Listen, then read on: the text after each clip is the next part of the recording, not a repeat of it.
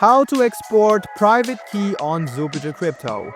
First of all, what you need to do is open Jupiter Crypto on your device and you will be seeing this type of interface. Go ahead and tap on your profile icon on the top left hand corner of the screen once and then tap on Manage. Once you tap on Manage, you can see your wallet settings. Now, tap on Show Private Key. Once you do this, you can see a warning will be shown.